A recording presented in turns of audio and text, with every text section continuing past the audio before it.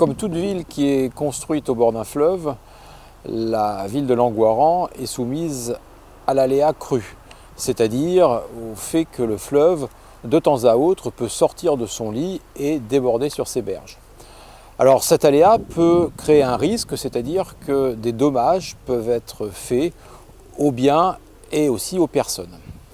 Alors pour pallier à cet aléa et à ce risque, on surveille le fleuve. Alors tout d'abord, on étudie les crues historiques pour savoir quel a été leur impact et à quel niveau il faut commencer une alerte.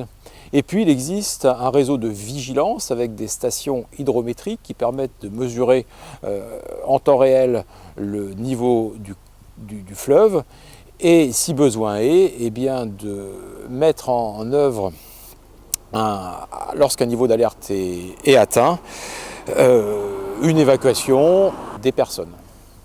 La ville de Langoiran montre des falaises et ces falaises ont des blocs qui sont parfois en surplomb et qui par conséquent peuvent s'écrouler sur la route ou éventuellement sur des infrastructures.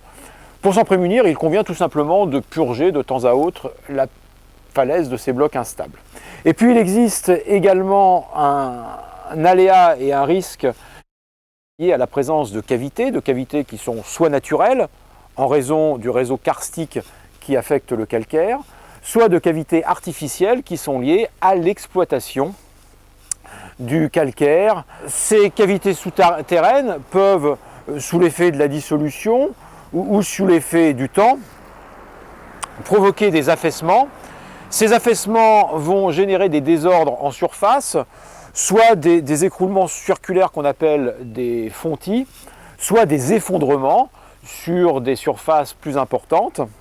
Et ces effondrements vont pouvoir se répercuter en surface.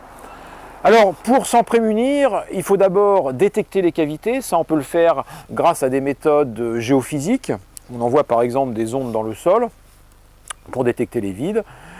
Et puis ensuite, il faut soit combler les cavités, une fois qu'on a repéré leur existence, soit éventuellement les faire s'effondrer artificiellement pour éviter des désordres ultérieurs en surface.